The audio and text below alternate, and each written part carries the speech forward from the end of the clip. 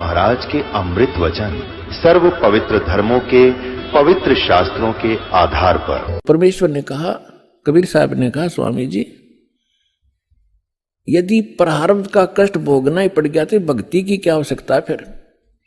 अगर किसी के संस्कार में दुख है और दुख है भोगना ही पड़ेगा, फिर भक्ति ने शर्म में मारेंगे। क्या आवश्यकता है इस भक्ति की?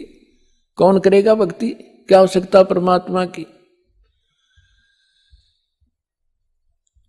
वो भक्ति इससे हटकर है और वो मंत्र मेरे पास है।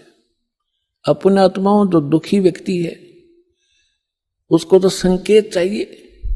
उसने तभी पूछा कि आप कौन हो भाई? हे भगत जी आप कहाँ रहते हो? अब वो लाल कपड़े पहन रखे, सारी उम्र संस्कृत बोली, उसने तो महाराज जी समझ रहे। और परमात्मा बैठे एक सिंपल वेशभूषा में। उसने न्यू कहा, भगत जी कहाँ रहते हो आप? आपका कहाँ ठिकाना है? परमात्मा ने बताया, भाई मैं दानक सू दुल्हा हूं और नीरू का पुत्र हूं, ऐसे ऐसे हमारी झोपड़ी वहां रहा करूं। अब परमात्मा ने ये बताना इसलिए अनिवार्य समझा कि जैसे न भगवान चाहिएगा तो आ जाएगा, और जब ब्राह्मण पने में होगा क्यों उसमें छुआछात बहुत गणी थी तो अपना भाई चला जाएगा। तो परमात्मा वो तो जा लिया श्याम ने साथ साथ। अक महाराज मैं घना दुखी हो गया। तो वहां जो परमात्मा के पास गए और भी बहुत से आर्त व्यक्ति बैठे थे और वो आपस में चर्चा कर रहे थे कि मैं इतना दुखी था, परमात्मा से नाम लिया, अरे भगवान आए हैं, ये परमात्मा है, तुम इसको दुल्हा मत समझो, दानक नहीं है। अब जिसके कांटे से निकल रहे वह क्यों कर कहीं सिंपल मैन है। तो उस व्यक्ति को पहुंचा वहां पर ब्राह्मण, जब वो और भक्त बैठे बतला रहे थे, भगवान आए, जब सत्संग का आयोजन था उनके साथ दूसरे साथी बाहर मैदान में, तो उस ब्राह्मण का कुछ दिल डटया। जब ये सारे भगत कह रहे हैं तो कुछ बात बनेगी। तो परमात्मा के आशीर्वाद मात्र से परमात्मा ने कहा, भाई अपने सारे बच्चों को ले आ। उसने सारा दुख बताया, उनको दीक्षा दिला।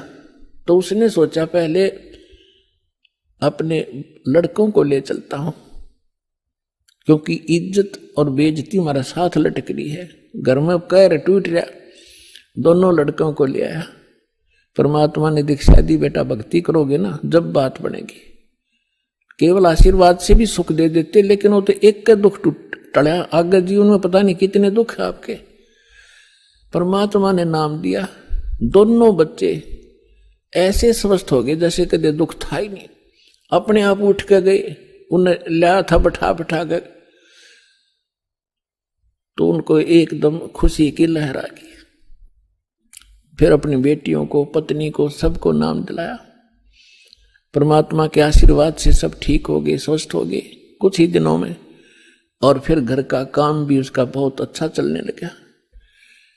अब वो जहां भी जिसने मिला है उसी को कहे कि भगवान आए हैं, चलो वहां पर परमात्मा आ रहे हैं, दुल्हाओं की कॉलोनी में भगवान उतर रहे हैं। पर उसकी कौन सुने ब्राह्मण? तो पुण्यात्माओं, एक समय एक सर्वानंद नाम के ब्राह्मण थे और उसने चारों वेदों, 18 पुराणों, गीता, इन सभी को कंठस्थ याद कर रखा था। और उसने अपने वक्त के सभी ब्राह्मणों को, सभी विद्वानों को शास्त्रार्थ में पराजित कर दिया। तो उसके मन में एक धारणा आई कि मैं अपना नाम सर्वानंद की जगह सर्वाजीत रखवाऊंगा, अपनी मां से कहता हूं। उसने सभी को हरा दिया। उधर से वो ये विचार कर रहा था। दूसरी ओर क्या हुआ कि उसकी माता, जो सर्वानंद की माता जी थी, उसका नाम शारदा था, ब्राह्मणी, और वो भी ऐसे ही अपने प्रारब्ध के कर्म को भोग रही थी। अब ब्राह्मण होने के नाते, और अब उसका पिता, उसका पुत्र विद्वान, जिसने सब विद्वानों को पराजित कर दिया, अपने पुत्र से भी सारे जंतर मंत्र, जो भी गायत्री मंत्र वगैरह अनुष्ठान बताए बेटे ने, वो भी कर लिए। और भी जिसने भी जहां कोई महापुरुष संत तपस्वी बताया वहां भी चली गई, लेकिन उसको कोई राहत नहीं मिली। बहुत बुरी बेचैनी रहे, ना भूख लगे, चारपाई पकड़ रखी, अस्थि पिंजर शेष दिखाई दे। उधरती एक परमात्मा की शिष्या, एक बहन ब्राह्मणी, एक बहन चली गई, ब्राह्मणी नहीं वैसे एक बहन चली गई किसी कामवश, अन्य जाति की, श्रवण जाति की। तो उसने पूछा कि शारदा कुशल है? उसने चारपाई पे पड़ी पड़ी ने देखा और कहा, बहन कहाँ कुशल हूं, अंतिम सांस गिन रही हूं, बहुत परेशान हूं, काफी वर्षों से असाध्य रोग से पीड़ित हूं। वो परमात्मा की शिष्या लड़की कहने लगी कि बहन कहीं दिखाया नहीं आपने? कि सभी डॉक्टर दिखा लिए, वैद्यों से चेक करा लिया, और कोई साधु संत आसपास नहीं छोड़ा, सभी ने कह दिया कि तेरे प्रारब्ध का कष्ट है, तेने भोगना ही पड़ेगा। तो उस बहन ने कहा कि यदि आप बुरा ना मानो तो मैं बताऊं, एक महापुरुष आ रहे हैं। वो कहने लगी, बोलो कौन है? कि मेरे गुरुजी से दीक्षा ले लो, मैं भी पहले बहुत परेशान थी, आपसे भी बुरी हालत थी मेरी नहीं, मेरे बच्चों की भी स्थिति थी, मेरे पति को भी तकलीफ थी, प्रेत बाधा थी, और मुझे असाध्य रोग था। उस गुरुजी से दीक्षा लेते ही और हम कति स्वस्थ हो गए, 2 वर्ष हो गए हम अपना जीवन जी रहे हैं, अपनी नींद सोते हैं, अपनी नींद उठते हैं। तो बैठ गई शारदा कि भाई आज कुछ आशा की चिंगारी नजर आ रही है। तो उसने पूछा, कौन है आपके गुरुजी, मुझे बताओ। तो उस बहन ने बताया कि कबीर नाम है उनका, और जुल्हा कॉलोनी में रहते हैं। कहने लगी, वे मैं तो जुल्हा धानक है, वो कहाँ जुल्हा है, धानक है, उल्टी है, लेट गई नो की नो चारपाई पे, नहीं हम ब्राह्मण है, और वो एक धानक, इज्जत का नाश हो जा, मैं नाम नहीं लूं। तो उस बहन ने बहुत कहा कि देखो हमने ज्ञान सुना उस परमेश्वर का, आज आप ब्राह्मणी हो और मृत्यु के बाद आप अन्य जाति में भी तो जन्म ले सकते हो, आप पशु योनि में भी तो जाओगे, तब कहां जाएगी या जाति तेरी। तो कहने लगी, बहन तू जा, बस फालतू बात ना करे, इससे अच्छा तो मौत आ जा, वो अच्छा है। तो पुण्यात्माओं परमात्मा कहते हैं, राज तजना सहज है, सहज तरिया का ने, और मान बढ़ाई ईर्षा ये दुर्लभ तजनाई। वह चली गई। कुछ दिनों के बाद वो ब्राह्मण जो परमात्मा की शरण में आके स्वस्थ हुआ था, पुण्यात्माओं आप तो बालक हो, दास उस भगवान से परिचित है, आपके लिए जो परमात्मा भटक रहा है ना, आप तो एक अबोध बालक की तरह जिधर मुंह हो गया उधर चल पड़ते हो, और वो माता पिता पीछे पीछे भाग्या करें, खड्डे में गिरेगा, यू उठा लूं भाग कर बालक को। आज आप इतने बच्चे हो इस भगवान के मार्ग में और इस अपने अध्यात्म मार्ग के अंदर। कबीर साहब कहते हैं, मैं रोवे तू सृष्टि को और यह सृष्टि रोवे मोहे। गरीबदास जी कह रहे हैं, परमात्मा से परिचित ज्ञान के आधार से भगवान की वाणी बता रहे महिमा। गरीबदास इस योग को समझ नहीं सकता कोई। सो चल छिदर मैं करूं अपने जन के काज, जिस प्यारी आत्मा को शरण में लेना है ना जाने के कारण बना होगा उसके लिए। तो वो ब्राह्मण चला गया कि वो निकटतम नाती भी था उनका। पहले दूर देश से आना जाना महीने में नहीं होता था, 6 महीनों में 2 1 वर्ष बीत जाता था रिश्तेदारियों में आने जाने में।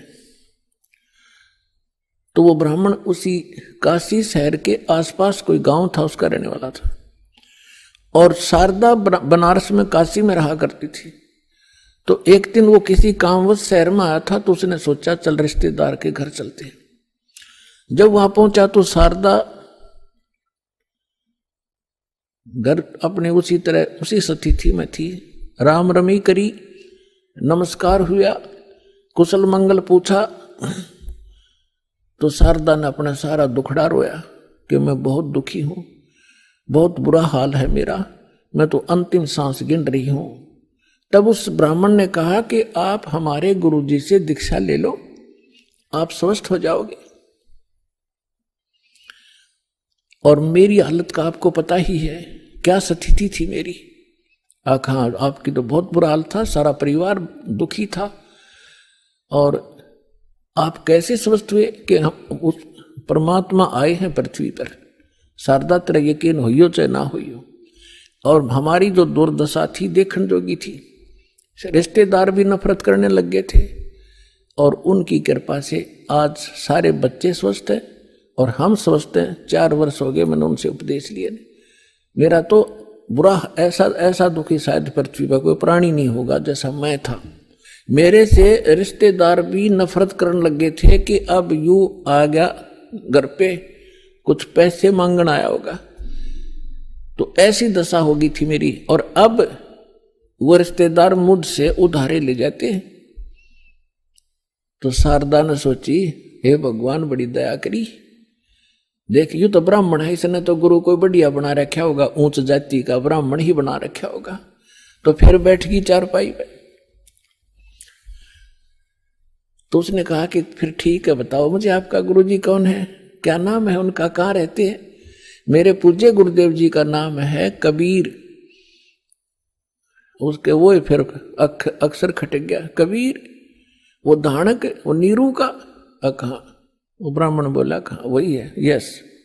तो शारदा बोली, तेरी शर्म भाजगी, तेरी इज्जत का नाश कर दिया, ब्राह्मण होकर धानक गुरु बना लिया, डूब के मर जा की तरह। ये 36 लागी सुनान। अब उस पंडित जी ने कहा कि मिश्रानी बात सुन ले,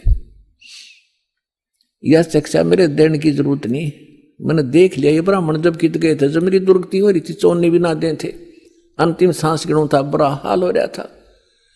और ठीक है, तेरा ना समझ में आती तो गुरु जी के बारे में फालतू मत बोलिए, उठ कर चल पड़े। अब ये बात उसका घर कर गई कि सचमुच ये तो घना बुरा हाल था इनका, शारदा के, और इनका जीवन इतना सुखी हो गया। अब वो सोचन पर विवश हुई तो वो काफी देर सोचती रही कि ये क्या बनी। अरे काल ने तो ऐसे बना रखे हैं किले जाति के, ऊंच नीच के। काल ने तो इतना जबरदस्त जाल फैला रखा पुण्यात्मा, परमात्मा बिना यो टूटे नहीं। अब आप देख रहे हो परमात्मा ने सबसे पहले यह बीमारी काटी कि अब आप देख रहे हो कोई छुआछात नहीं, ऐसी दया करी। ना तो एक बाड़िया और थी, अपने ही समाज में थी, हिंदुआएं में थी, और तो देखी जाओ बाद की देखो दूसरे मजहबों होते, तो यह समाप्त करी। और उस समय ये एक जबरदस्त किला बना रखा था जाति का। अब क्या हुआ, परमात्मा कच्चा काम नहीं छोड़ते। जो जन मेरी शरण है ताका हूं मैं दास, और गेल गेल लग गया फिर जब तक धरती आकाश। अब क्या किया मालिक ने, जिस मोहल्ले में वो शारदा रहा करती थी उसी में परमात्मा का एक भक्त रहता था, थोड़ी सी दूरी पे। और उसने प्रार्थना की, प्रभु हमारे दास के घर सत्संग कर दो, वहां आस पास के भक्तों को भी पता चलेगा और आपका ज्ञान सुनेंगे, हो सकता है किसी के और भाग जाग जा। परमात्मा ने ठीक कहा कि ठीक है बेटा, रात्रि में सत्संग करेंगे, दिन में अपना काम करो पेट के लिए, रात तो अपनी है, आ जाया करो, चलूंगा मैं तुम्हारे वहां। तो उस बहन ने जो सत्संग करवा रही थी भगवान का, आसपास के सभी जगह निमंत्रण भेजा कि आज हमारे गुरुजी आवेंगे और नाम ले लियो, सत्संग सुनियो पहले। आपने आज तक ऐसा ज्ञान नहीं सुना होगा, आप देखियो हमारे गुरुजी का सत्संग सुनना। तो ऐसे आपस में आ ही जाते हैं, बुलावा देने से मोहल्ले के लोग, बहन बेटियां इकट्ठी हो जाती हैं। तो उसने शारदा को भी आमंत्रित कर दिया मोहल्ले में होने के नाते। तो शारदा ने पूछा, आपके गुरुजी कौन हैं? कि मेरे गुरुजी हैं कबीर साहब, भगवान कबीर। कौन से कबीर? वो धानक। वो शारदा ने कहा कि हाँ वो धानक, आप कुछ भी कहो वो परमात्मा है। अब शारदा ने के स्कीम बनाई कि भी ऐसे जाऊंगी तो बात बिगड़ेगी, लोग हंसी करेंगे। एक ब्राह्मणी होकर धानक से दीक्षा लेने चल पड़ी और उधर से दुख का पहाड़ टूट रहा। तो उसने अपने ही मन में एक ऐसा विचार किया कि मैं जाऊंगी जरूर, सुना है कि आशीर्वाद लेने मात्र से सुख भी हो जाता है।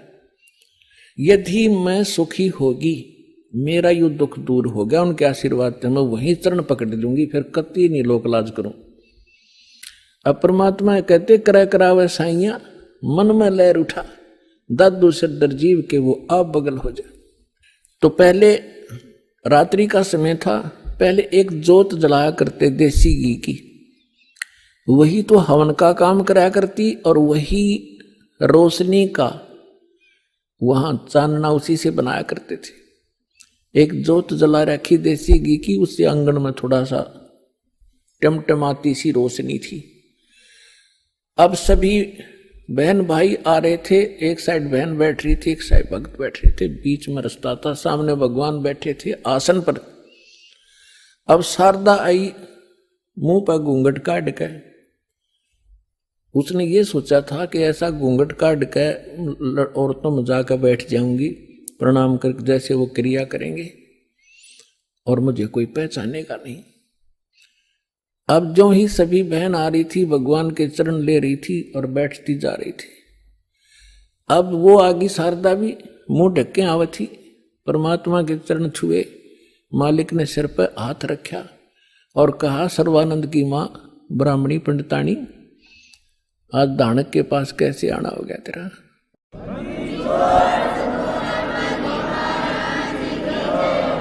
और परमात्मा ने हाथ रख के उठाया भी नहीं था, उसका सारा रोग जो कष्ट था, जो संकट था, वो कति स्वस्थ होगी जैसे दुख कदे था ही नहीं।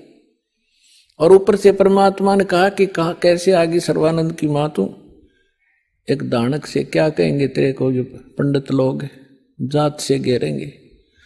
चरण पकड़ लिए उसी समय और फेंक दिया घूंघट उठा के, हे भगवान माफ करना मुझे दुष्टा को, मैं घनी नीच थी, आपके बारे में बहुत कुछ सोचा, आप तो सचमुच भगवान। खड़ी होगी सब न बतावे कि मेरा इतना दुख था, मेरा इतना कष्ट था, मैंने बहुत कुछ अच्छी मंदी भी कही है, तो भगवान पड़े। फिर बैठ गई, सत्संग सुना, परमात्मा ने सृष्टि रचना सुनाई। तीन देव की जो करते भक्ति, उनकी कदे ना होवे मुक्ति। गुण तीनों की भक्ति में ये भूल पड़ो संसार, कह कबीर निज नाम बिना कैसे उतरो पार।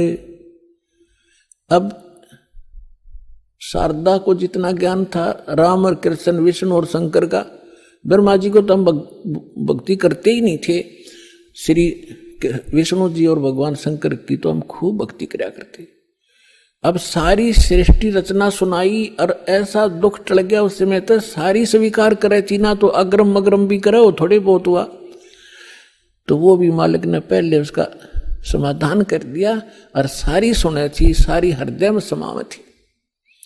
लगातार उसने आसपास जहां भी सत्संग परमात्मा का होता था वह सारे जान लागी और उसको काफी ज्ञान हो गया।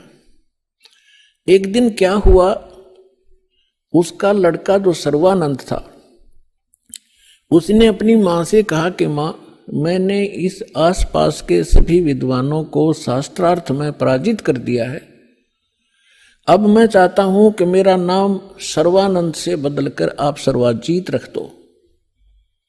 तो मां ने कहा कि बेटा, नाम अच्छी बात है, तेने विद्वानों को जीत लिया, बड़ी अच्छी बात है, लेकिन सर्वानंद भी तो अच्छा नाम है, इसमें क्या दिक्कत है?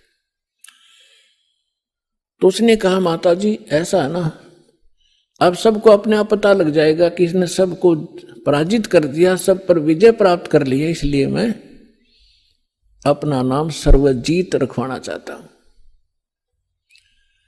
उसकी मां बोली, बेटा ठीक है, नाम तेरा बदल दूंगी, लेकिन एक विद्वान और है, उसने पराजित और कर दे। तो वो कहने लगा, बताओ बताओ कौन है?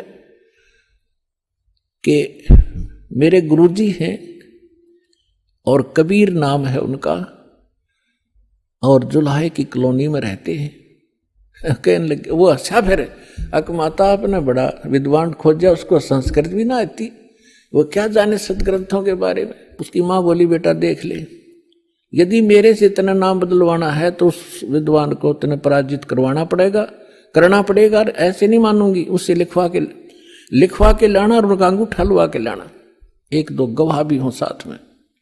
अब सर्वानंद तो चल पड़ा, मां का आदेश पाते ही चलता हूं। अब जून का महीना, उत्तर प्रदेश, खड़ी धूप पड़े। उधर से परमात्मा कबीर जी की एक मुंह बोली बेटी थी कमाली, वो एक मृतक जीवित की थी किसी शर्त पे, किसी कारण से, किसी सर्कमस्टांस के से। और वो लड़की फिर अपने पिता को छोड़कर परमेश्वर के साथ, अपने वास्तविक पिता के साथ रहा करती थी, युवा हो गई थी। तो वो लड़की दोपहर के समय कुएं पर जल लेने गई हुई थी मटका भरण खातिर।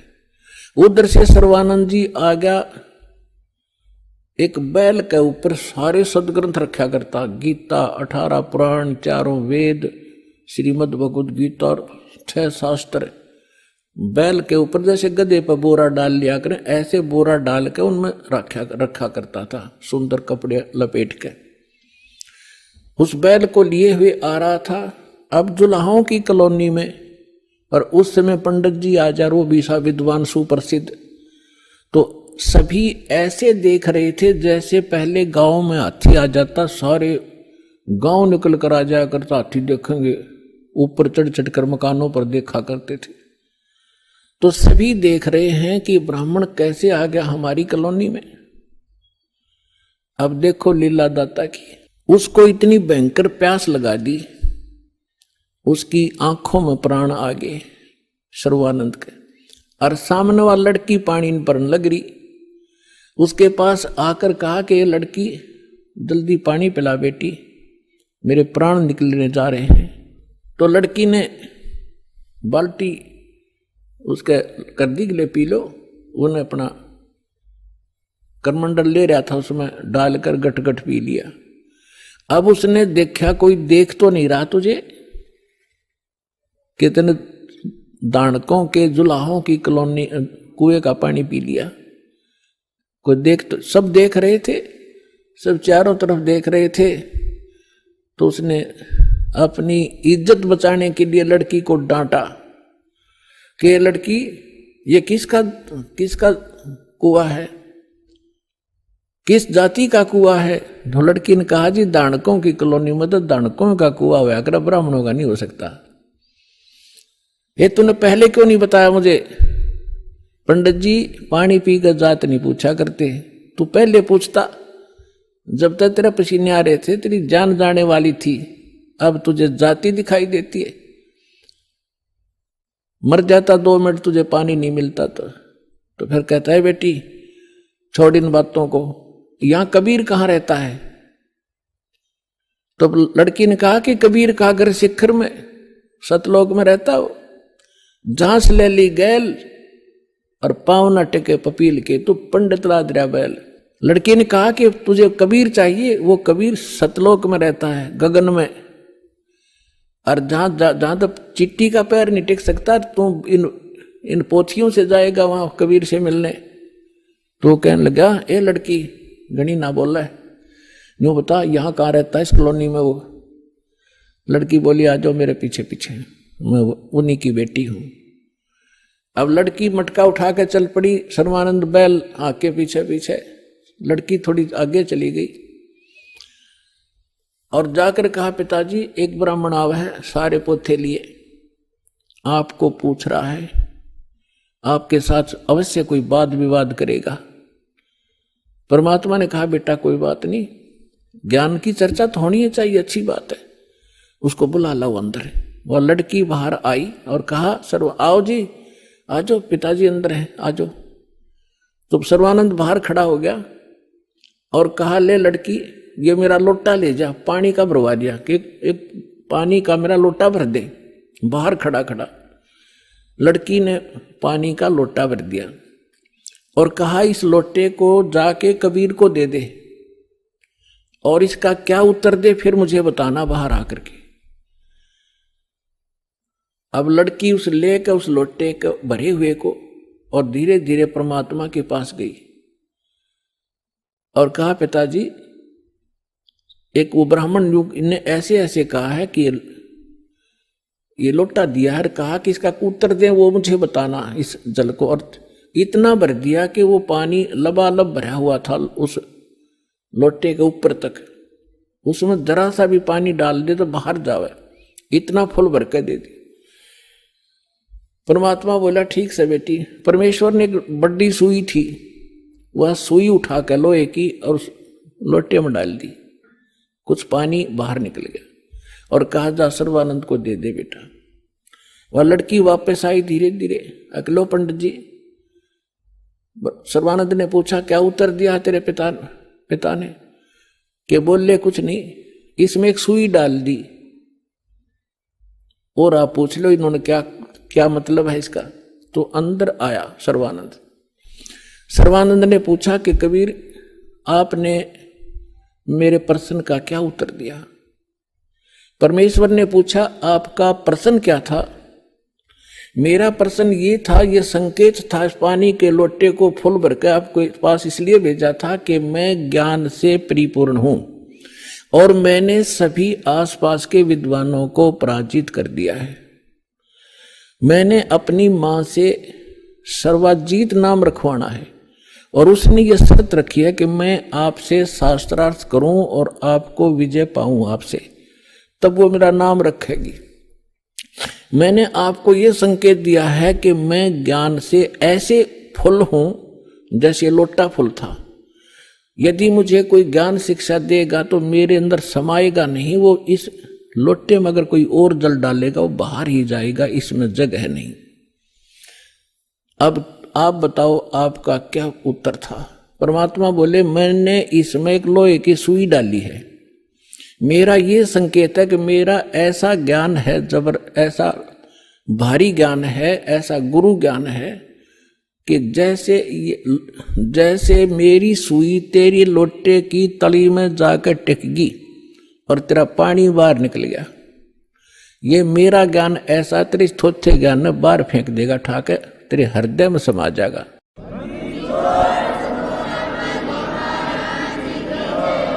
और ज्ञान सब ज्ञानड़ी, कबीर ज्ञान सो ज्ञान, जैसे गोला तोब का वाई करता चले मैदान।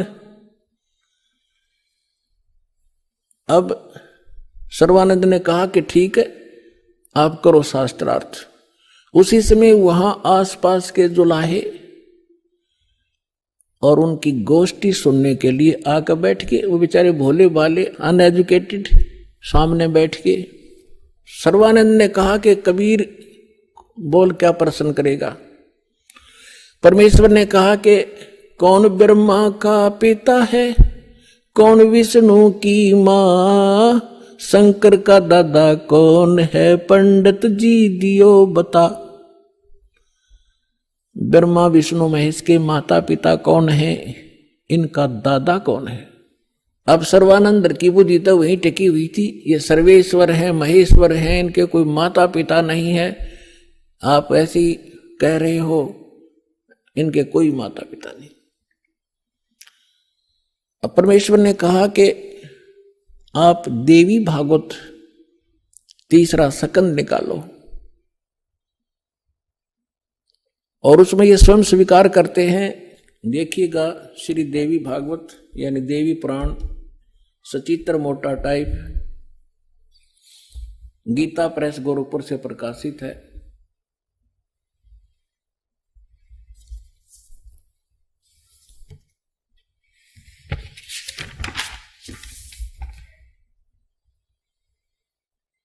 संपादक है हनुमान प्रसाद पोदार, चिमनलाल गोस्वामी।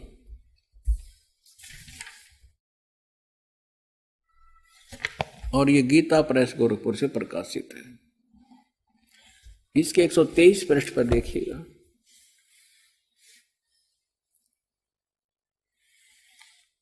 तीसरा स्कंद। विष्णु भगवान विष्णु जी अपनी माता दुर्गा की स्तुति करते हुए कहते हैं, तुम शुद्ध स्वरूपा हो, ये सारा संसार तुम इसे उद्भासित हो रहा है। मैं ब्रह्मा और शंकर हम सभी तुम्हारी कृपा से विद्यमान हैं। हमारा तो आविर्भाव माने जन्म, और तिरोभाव माने मृत्यु हुआ करता है। हमारा तो जन्म मृत्यु होता है। केवल तुम ही नित्य हो, जगत जननी हो, प्रकृति और सनातनी देवी हो। भगवान शंकर बोले, देवी यदि महाभाग विष्णु तुम्ही से प्रकट हुए हैं तो उनके बाद उत्पन्न होने वाले ब्रह्मा भी तुम्हारे ही बालक हुए। फिर मैं तमोगुण लीला करने वाला शंकर क्या तुम्हारी संतान नहीं हुआ? अर्थात मुझे भी उत्पन्न करने वाली तुम ही हो। शिवे संपूर्ण संसार की सृष्टि करने में तुम बड़ी चतुर हो। इस संसार की सृष्टि, स्थिति और संहार में तुम्हारे गुण सदा समर्थ हैं। उन्हीं तीनों गुणों से उत्पन्न हम ब्रह्मा, विष्णु एवं शंकर नियमानुसार कार्य में तत्पर रहते हैं। अब पंडित जी तो साथ ले रहा था, सारे पोथे निकाल कर देख लिया, पढ़ भी लिया। उसको मालूम था कि सामने जो श्रोता है ये सब अशिक्षित, और कह दिया कि झूठ बोलता है, इसमें कुछ नहीं है। परमेश्वर ने कहा कि रुद्र संहिता के अंदर देखिएगा, ब्रह्मा, विष्णु और शिव जी की उत्पत्ति दिखाते हैं आपको, आप देखिएगा। तो उसने देखा जो मालिक ने बताया। अब आप देखिए पुण्यात्मा, तो अभी तक ये सारा वर्बली बकवाद चल रही थी। अब दास ने जब इस मिशन को स्टार्ट किया तो आम भक्त हमारे भक्तों से कहता था, वो कैसा टीचर है, पुस्तक पढ़ पढ़ के सुनाता है, अपना अनुभव बताना चाहिए। अरे वेदों से, गीता से, इन सदग्रंथों से अलग जो अनुभव अपना बताता है वो शास्त्र विरुद्ध है, वो बिल्कुल यूजलेस है। ये हमारा सिलेबस है। हम सिलेबस तो बाद में देखा दास को, न तो उस मूल ज्ञान से जो परमात्मा का ज्ञान था उसके आधार से भक्ति शुरू की थी। इन सदग्रंथों को बाद में देखा है, ये यूं का यूं मिला। तो आपको दृढ़ करने के लिए और आपको सच्चाई से परिचित कराने के लिए ये सदग्रंथ दिखा रहा हूं, मुझे नहीं जरूरत थी इनकी। जैसे एक अंधा था, अंधेरे में लालटेन लिए जा रहा था, आगे से बच्चे आ रहे थे उछल कूद करते हुए। उसने कहा, बच्चों देखना देखना बच्चों, मैं अंधा हूं, बेटा ध्यान से चलना, मैं अंधा हूं, देखना मुझसे ना टकराना। अब बच्चों ने आकर देखा कि आदमी अंधा बतावे और लालटेन हाथ में ले रहा, टॉर्च या लालटेन लैंप। उन्होंने चारों तरफ से घेर के कहा, बाबा सचमुच आप अंधे हो? कहा बेटा अंधा हूं मैं। फिर लालटेन किस लिए ले रखी है? कि तुम आंखों वालों के लिए, कहीं मेरे से टकरा कर वो डेग दे ना तोड़ दो, आपके लिए है, ताकि इस रोशनी में तुम्हें पता लग जाए कोई बूढ़ा व्यक्ति आ रहा है, साइड से निकल जाओ, मुझसे टकराओ नहीं, मैं अपने इसलिए आपके लिए हुए हूं। तो दास तो इस ज्ञान को पहले सुना रहा था, सन 1994 से लेकर सन 2000 तक वर्बली जो मालिक ने ज्ञान दिया था यही सुना रहा था। ये ब्रह्मा विष्णु महेश नासवान है, इनकी जन्म मृत्यु होती है, ये इष्ट रूप में पूज्य नहीं है लेकिन अनादरणीय नहीं है। लेकिन दास के सामने यह समस्या थी कि इस बात को, दास की वर्बली इस कहानी को कोई नहीं सुनेगा हिंदू, और विरोध खूब होगा। तो अर्ज करी थी दाता ने कि आपका ज्ञान सत्य है दाता, कभी गलत नहीं हो सकता। यदि इन सदग्रंथों में मिल जावे, वेद गीता और पुराणों में, तो आपके बच्चे आपको पहचानने में देर नहीं लाओगे। ऐसी प्रेरणा की परमात्मा ने 2001 में गीता उठा के देखी, जो का तू ज्ञान पाया। क्योंकि परमात्मा ने कहा था अपनी वाणी में कि वेद मेरा भेद है, मैं ना मिलूं वेदन के माही, पर जौन वेद से मैं मिलूं वो वेद जानते नहीं। तो इसके आधार से जब सब सदग्रंथ देखे तो जो का तो ज्ञान मिला। ओए होए, तीन देव की जो करते भक्ति, उनकी कदे ना होवे मुक्ति। और परमात्मा कहा करते, धर्मदास ये जग बोराना, कोई न जाने पद निर्वाणा। यही कारण मैं कथा पसारा, जग से कोई ये एक राम नियारा। अब मैं तुमसे कहूं चिताई, त्रिदेवन की उत्पत्ति भाई। माँ अष्टंगी पिता निरंजन, ये जमदारुण वंशन अंजन। तीन पुत्र अष्टंगी जाए, ब्रह्मा विष्णु शिव नाम धराए। 600 वर्ष पहले भगवान उस सुख संवेद में ये अमृत ज्ञान बता गए थे। लेकिन उस समय इतना विरोध किया था इन नकली संतों मंडलेश्वरों ने, परमात्मा के साथ कहर तो ले थे। वो सारी लीला धीरे धीरे सुनाएंगे आपको। आज वही ज्ञान हमारे पुराण बता रहे हैं कि ब्रह्मा विष्णु महेश के माता पिता हैं, दुर्गा इनकी माता है, ये ज्योत स्वरूपी निरंजन ये काल इनका पिता है। और ये भगवान 600 वर्ष पहले बताया करते, क्योंकि वो तो दादा है इनके। दादा तो बाप की भी डेट ऑफ बर्थ बता और पोत्या की भी बता दे, तो पहले बता कर जा रहे थे।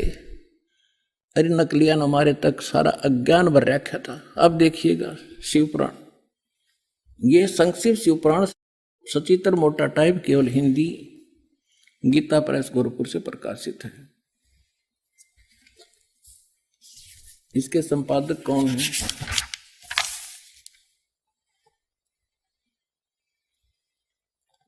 हनुमान प्रसाद पोदार,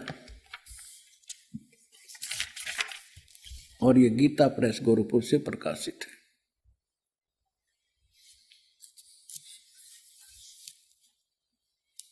ये देखिएगा, ये है रुद्र संहिता, और यहां अध्याय नंबर 5 हम यहां पर पढ़ेंगे थोड़ा सा। अपने पुत्र नारद की यह बात सुनकर लोक पितामह ब्रह्मा वहां इस प्रकार बोले।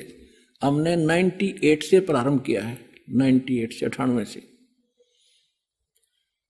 अब हम 99 पर पढ़ लेंगे, 99 पर।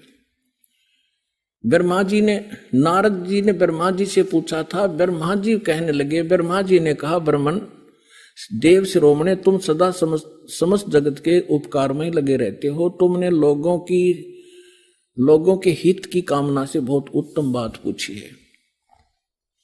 जिसमें समस्त चराचर जगत नष्ट हो गया था, सर्वत्र केवल अंधकार ही अंधकार था, न सूर्य दिखाई देता था न चंद्रमा, अन्य ग्रहों का भी और नक्षत्रों का भी पता नहीं था। उस समय तत् सत ब्रह्म, इस श्रुति में जो सत सुना जाता है एकमात्र वही शेष था। अब हम 100 पृष्ठ पर आगे अपने काम की बात पढ़ेंगे। शिव महापुराण रुद्र संहिता हम पढ़ रहे हैं। जिस परब्रह्म के विषय में ज्ञान और अज्ञान से पूर्ण, यानी कुछ साची कुछ झूठी उक्तियों द्वारा इस प्रकार विकल्प किए जाते हैं, उसने कुछ काल के बाद सृष्टि का समय आने पर द्वितीय की इच्छा प्रकट की। उसके भीतर एक से अनेक होने का संकल्प उदित हुआ। तब उस निराकार परमात्मा ने अपनी लीला शक्ति से अपने लिए मूर्ति यानी आकार की कल्पना की। वो क्या बना? मूर्ति रहित परम ब्रह्म। जो मूर्ति रहित परम ब्रह्म है उसकी मूर्ति ये भगवान सदाशिव हैं। अर्वाचीन और प्राचीन विद्वान इन्हीं को ईश्वर कहते हैं। अपने आत्माओं, ये कौन है?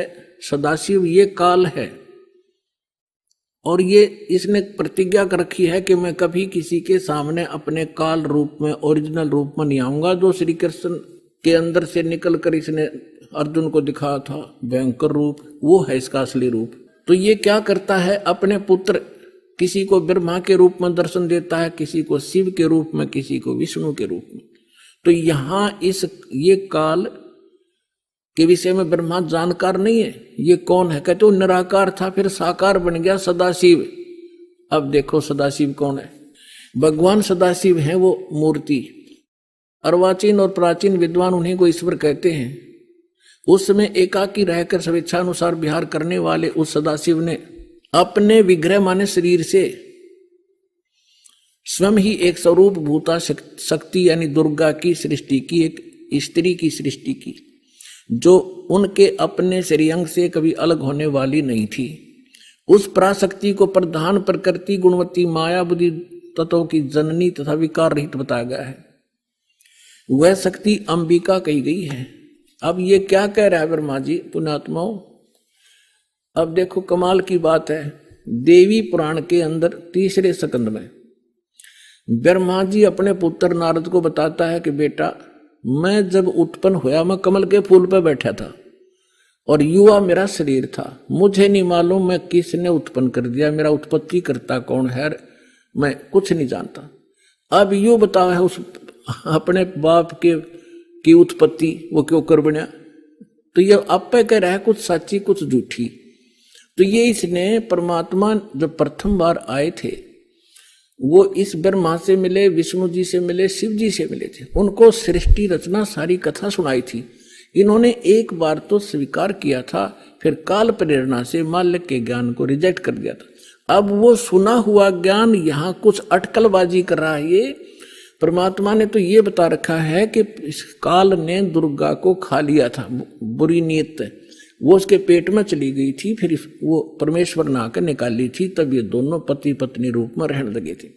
अब ब्रह्मा जी इसको दूसरे ढंग से कह रहा है कि उस सदा शिव ने इसने सिर पैर का पता नहीं कि उसने अपने शरीर से एक स्त्री उत्पन्न की जो कभी उसके अंग से अलग होने वाली नहीं थी। अब ये देखिएगा, उस समय एकाकी रहकर स्वेच्छानुसार विहार करने वाले सदाशिव ने अपने विग्रह से स्वयं ही एक स्वरूप भूता शक्ति की सृष्टि की जो उनके अपने श्रेयंग से कभी अलग होने वाली नहीं थी। वो कौन है? उस पराशक्ति को प्रधान भी कहते हैं। ये प्रधान शब्द राखियो याद, प्रकृति भी याद रखना। ये प्रधान और प्रकृति शब्द आपके श्रीमद् भगवत गीता के अंदर दास सिद्ध करेगा कि दुर्गा और काल के संयोग से ब्रह्मा विष्णु महेश की उत्पत्ति हुई। वहां युद्ध प्रधान और प्रकृति शब्द है। तो ये समझना कौन है ये प्रधान। ये कह रहे हैं उसी को प्रधान, प्रकृति गुणवती माया बुद्धि दोनों तत्वों की जननी तथा विकार रहित बताएगा। वह शक्ति अंबिका कही गई है। उसी को प्रकृति सर्वेश्वरी और त्रिदेव जननी, ओह ब्रह्मा विष्णु महेश की माता, उनको उत्पन्न करने वाली नित्य और मूल कारण भी कहते हैं। सदाशिव द्वारा प्रकट की गई यानी उसके शरीर से निकली हुई उस शक्ति के 8 भुजाएं हैं, अष्टंगी। 3 पुत्र अष्टंगी जाए, ब्रह्मा विष्णु शिव नाम धराए। 600 वर्ष पहले मालिक बता गए थे। आज हमारे ये पवित्र सदग्रंथ उसको सेकंड कर रहे हैं, समर्थन कर रहे हैं भगवान की वाणी का। और जिनको संस्कृत भी नहीं आवती, ब्राह्मण कहा करते और गुरु जी हमारे क्या जाने दानक जुला, वो समर्थ थे। सब वो प्रत्येक चींटी तक की भाषा जानते, सब पशु पक्षियों की भाषा जानते। और इन्होंने उसको रिजेक्ट करके डाल रखा था लाल को। अब संभालो पुण्यात्माओं, आपका कल्याण हो।